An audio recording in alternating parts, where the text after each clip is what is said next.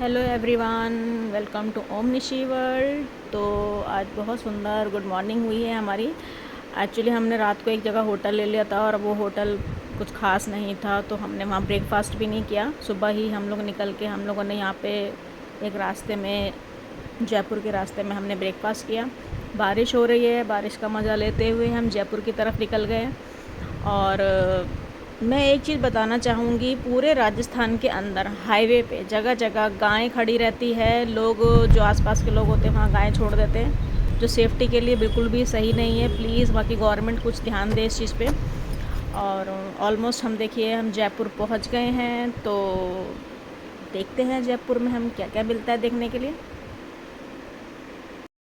Friends, देखिए, यहाँ पर आते ही आसपास की जो इमारतें हैं उसको देखते ही हमें ये फीलिंग आती है कि जैसे आप किसी गुलाबी शहर में आ गए हो। इसीलिए राजस्थान की जो सिटी है, जयपुर, इसे पिंक सिटी इसीलिए कहा जाता है। मैं फ़र्स्ट टाइम आई हूँ, मुझे तो इतना अच्छा लग रहा है कि हर तरफ गुलाबी पत्थरों से ही इमारतें बनी हुई है, इसीलिए इसे गुलाबी शहर कहा जाता है।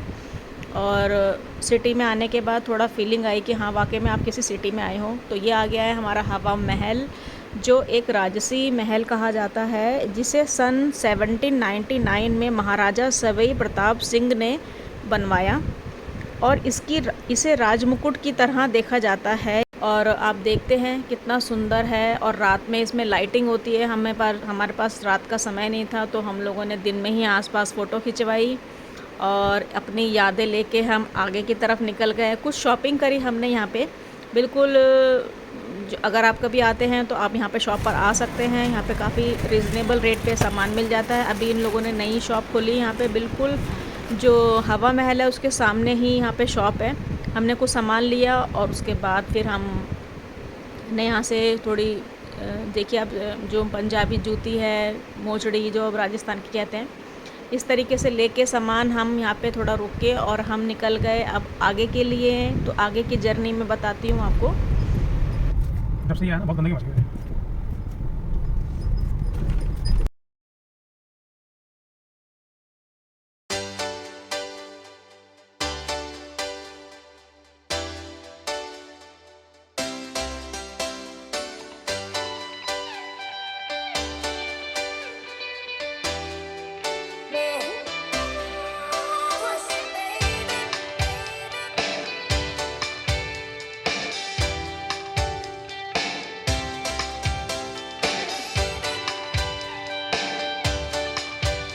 हेलो फ्रेंड्स, और देखिए आज हम आए हैं जयपुर में सबसे फेमस जगह जल महल। तो मैं आपको जल महल का व्यू दिखाती हूँ। तो ये देखिए आप।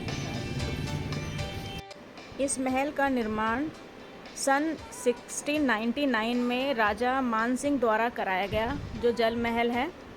और किसी टाइम पे ये रिज़ॉर्ट हुआ करता था, अब शायद ये रिज़ॉर्ट भी नहीं है, तो बस इसकी मेंटेन ही होती है।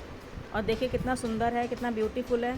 और ये जयपुर की ख़ास पहचान है, जल महल और हवा महल। कुछ चीज़ें जो हैं जो यहाँ की बहुत फेमस है। हम फर्स्ट टाइम आए, हमें बहुत अच्छा लगा। देखिए, आप बताइए, आप कमेंट बॉक्स में ज़रूर बताइएगा कैसा लगा आपको।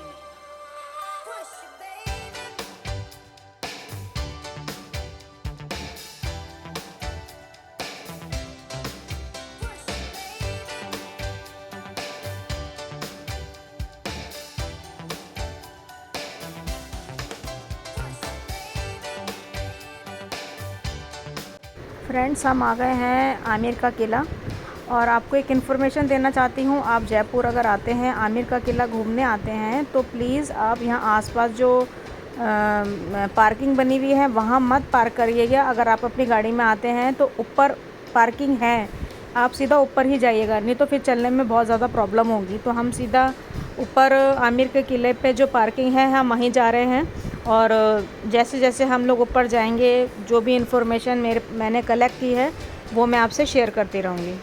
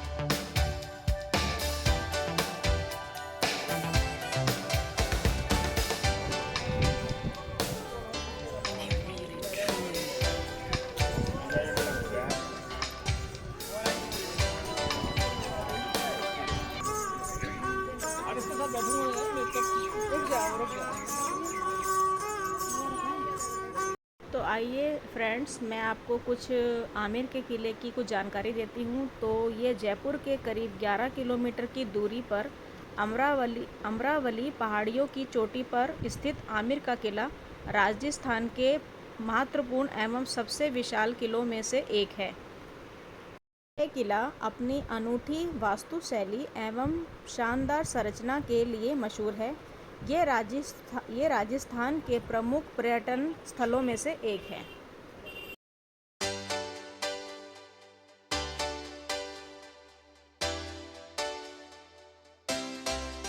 फ्रेंड्स, इसकी आकर्षक डिज़ाइन और भव्यता को देखते ही इस किले को विश्व विरासत की लिस्ट में शामिल किया गया।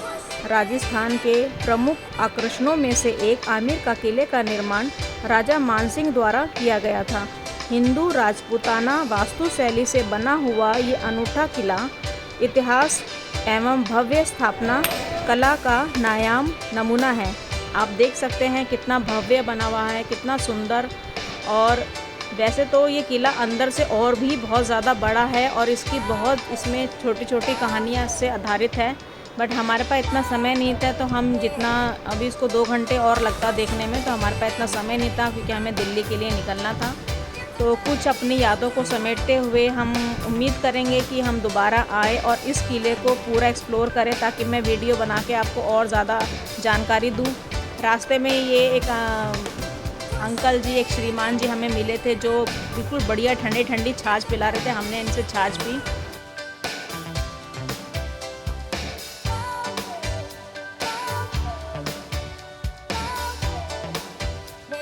और इसी तरीके से मेरा ये वीडियो पूरा होता है और हम अपनी यादों को लेते हुए हम दिल्ली के लिए निकलते हैं। हम अपने परिवार के साथ राजस्थान देखने के लिए आए थे। कुछ मान्यता थी तो हम अपनी माता के मंदिर में भी आए थे। मेरे पहले के भी जो ब्लॉग है वो भी आप देखिएगा। अगर आपको मेरे ये सारे ब्लॉग अच्छे लगे हो तो प्लीज़ लाइक शेयर कमेंट कर दीजिएगा। ब्लॉग को पूरा देखिएगा। आप अगर मेरे ब्लॉग को सब्सक्राइब करेंगे, मेरे चैनल को सब्सक्राइब करेंगे, लाइक करेंगे, तब भी मुझे मोटिवेशन मिलेगी कि मैं आपके लिए और अच्छे अच्छे कंटेंट लाऊं और अच्छी अच्छी चीज़ें दिखाऊं। अगर कुछ कमी लगी हो तो प्लीज़ कमेंट बॉक्स में ज़रूर बताइएगा।